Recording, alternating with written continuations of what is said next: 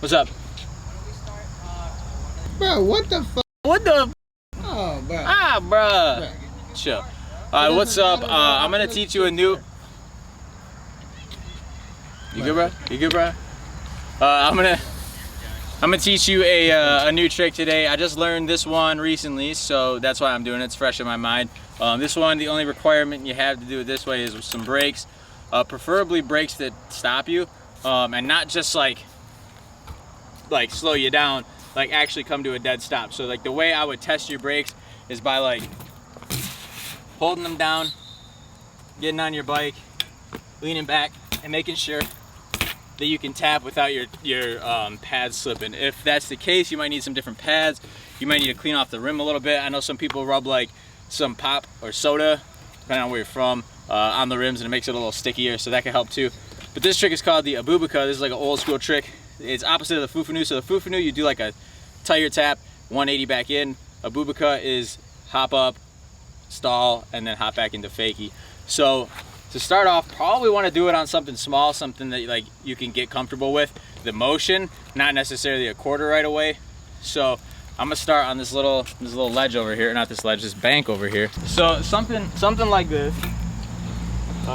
Probably not with the gap in between, but you roll up as far as you can, tap, and then hop back in. The key is to actually hop backwards into the bank, because if you just fall back, you'll case the front of your tire on the quarter. So roll up, kind of loop out like a manual, grab the brakes, and then from there you want to kind of dip the front end, pull back, pop up, roll back fakie. Yeah, you also kind of got to know how to fakie for this to work. But yeah, I'll do one on the bank. Yeah. No, not these ones. Those aren't the BMX there? No, I said they're pink. What do you mean they're pink? So now when you get that, you can go a little bit higher up. There's like a bank next to it. That's where I would go. And this one's more important because you want to try to get your tire in the spot that you're like, you want to try to stall your tire on the peak. So there is a peak to this one. The other one's not so much, because if you fall forward, it's not going to be fun. But there's a peak right here on this ramp, and you kind of want to aim your back tire on that spot. That way you can become familiar with the location of your back tire when you're riding. That way you're not overshooting or undershooting the coping.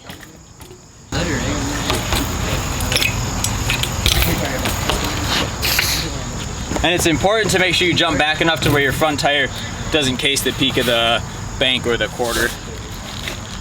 I don't have a small quarter pipe here, but it's really nice to learn on like a 2-foot quarter pipe if you got like a small kicker at your skate park. That'll give you the best feeling for like landing on the lip. But we'll move up to the next thing, which is a 4-foot bank. Also, none of these banks or quarters have like decks on them, so I wouldn't recommend learning it on this because you can fall over. Yeah, don't learn them at this park.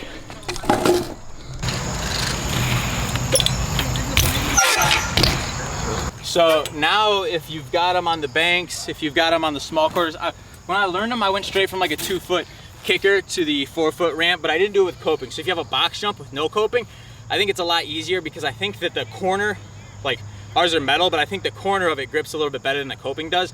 So I would go there first. So my tips before this is make sure you kind of have the motion anywhere else. So the key is to kind of like land in it with your tire a little lower, or land and drop your tire. That way you can pull back and pop out, so you can get the distance going backwards so that you're not nose casing. A few ways to get out of it.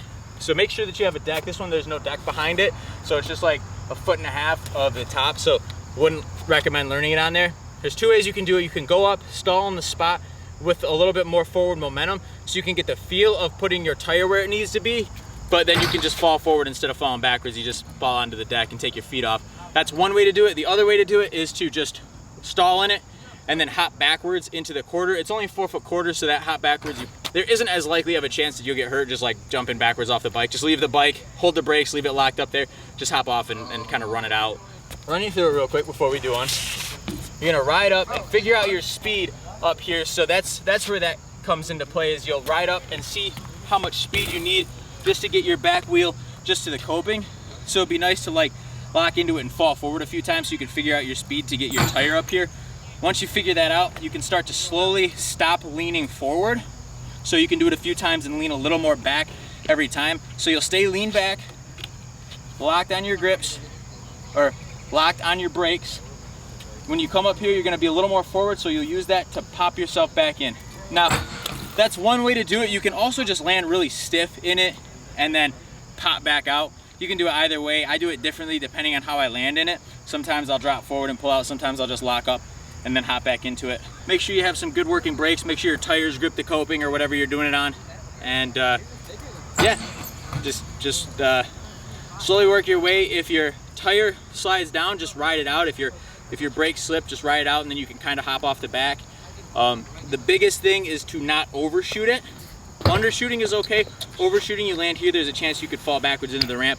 So just take it little by little. Don't try to overdo it, or don't try to overshoot it. Just try to come up a little short if you're gonna do any.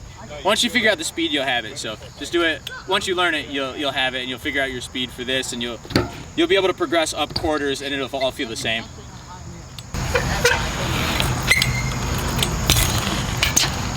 Another thing is I use 2 fingers to pull the lever.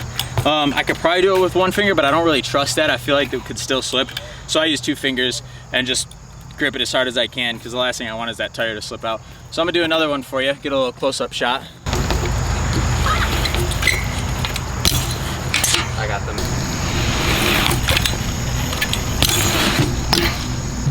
Yup. Bro, you know that was boy. some fire, boy.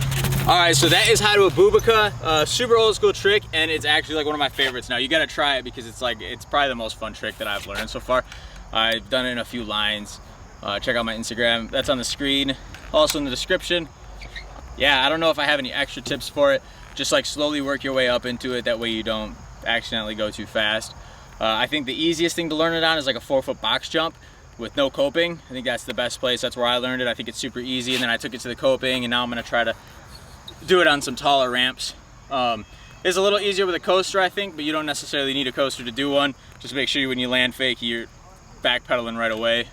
Yeah, hopefully this helps. If not, I'm sorry. Hopefully you have brakes. If not, go throw some brakes on and learn this trick. It's really fun. There's a lot of variations you can do with it once you learn it. I think it just opens up a whole new book of tricks.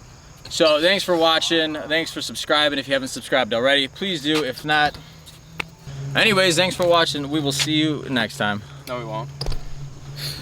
No, we fuck.